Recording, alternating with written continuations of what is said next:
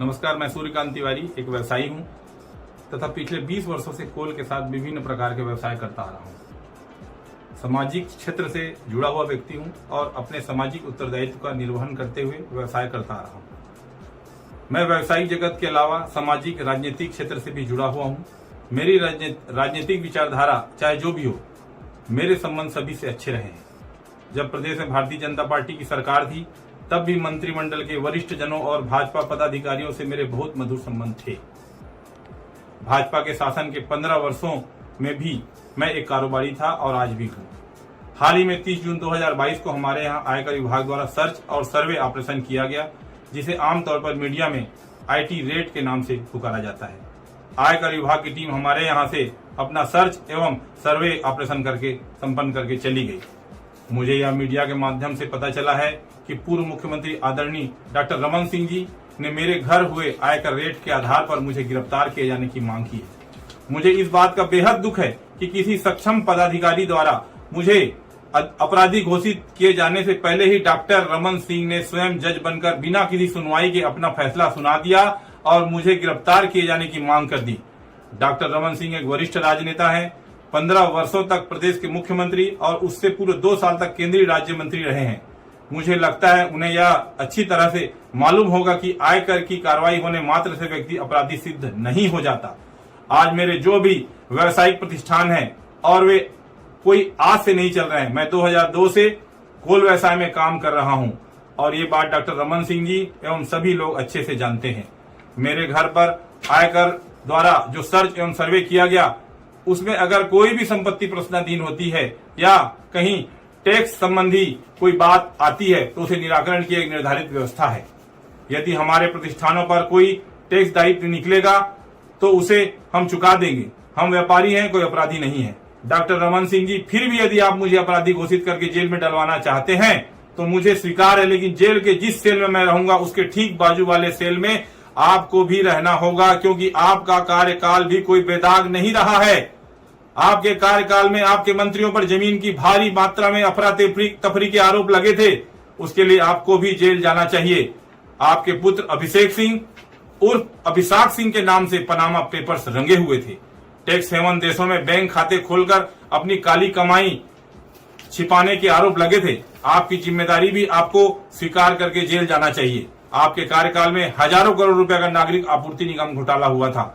आपकी ही जांच agency EOW ने जो डायरी जब्त की थी, नागरिक आपूर्ति निगम घोटाला हुआ था।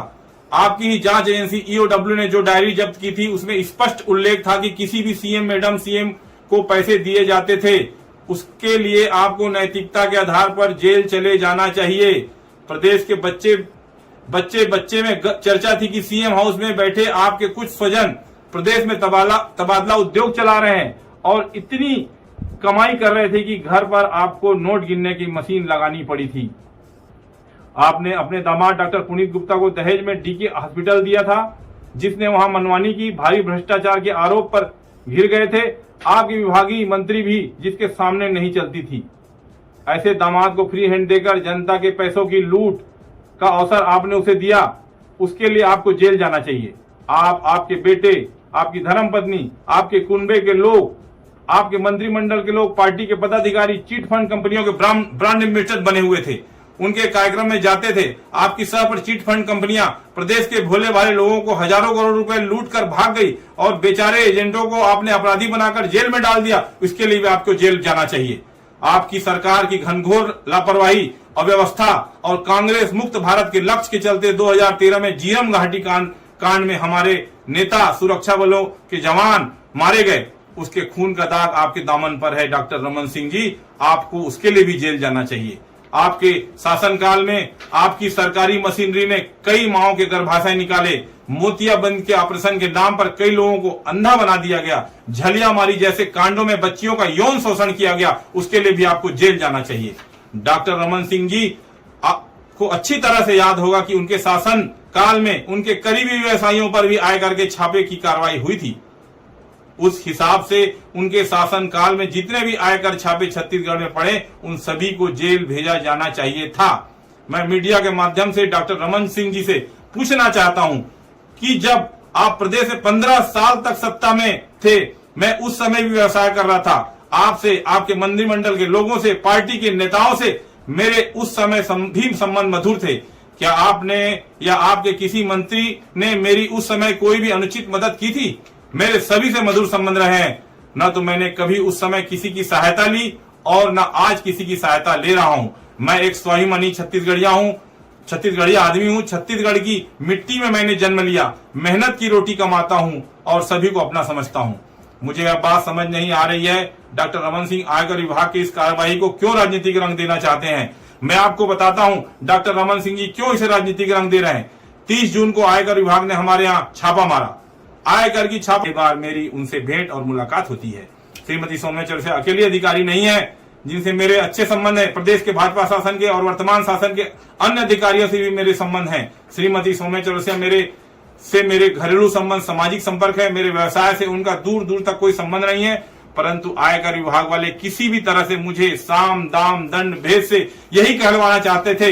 इसलिए उन्होंने मुझे प्रदेश में सत्ता परिवर्तन करके मुख्यमंत्री बनने तक का प्रस्ताव दिया। मुझे आयकर की टीम के अफसरों ने यह भी अकेले में कहा कि प्रदेश के 40 से 45 विधायकों से मेरे बहुत अच्छे संबंध हैं, उनकी एक सूची बना लूं। बाकी विपक्ष के विधायकों के सहयोग से प्रदेश में सत्ता पलट हो जाएगी और आपको मतलब मुझे छत्तीसगढ़ का एकनाथ शिंदे बना देंगे। इसके लिए मुझे अपने व्यवसाय से श्रीमती सौम्या चौरसिया का नाम जोड़कर बयान देने कहा गया, जिससे मैंने साफ इनकार कर दिया, जिसके कारण हमें आयकर वालों ने इतना टॉर्चर किया। मैं एक व्यवसायी हूं, लोकतंत्र में और इस देश के संविधान में, इस देश के कानून में मेरा पूरा विश्वास है। मेरे साथ आयकर विभाग के लोगों ने जो भी किया है, जितना भी मुझे टॉर्चर किया, मुझ पर अमानवीय दबाव डालकर जो भी झूठे बयान दिलवाने का प्रयास किया गया, उसके विरुद्ध मैं न्यायालय की शरण में जाने वाला हूं। कितने दुख की बात है कि केंद्रीय एजेंसियां केंद्र सरकार के एजेंट के रूप में विपक्ष शासित राज्यों में तख्ता पलट करने के लिए इस हद तक गिर गई हैं। इसीलिए आज देश में धारणा बन गई है कि केंद्रीय एजेंसियां विपक्ष का दमन करने का हथियार बन गई है। केंद्रीय एजेंसी कार्रवाई करती है, डॉक्टर रमन सिंह या धर्म कौशिक जैसे बड़े लोग उसे राजनीतिक रंग देकर उसका लाभ उठाने का प्रयास करते हैं, जो कि उचित नहीं है।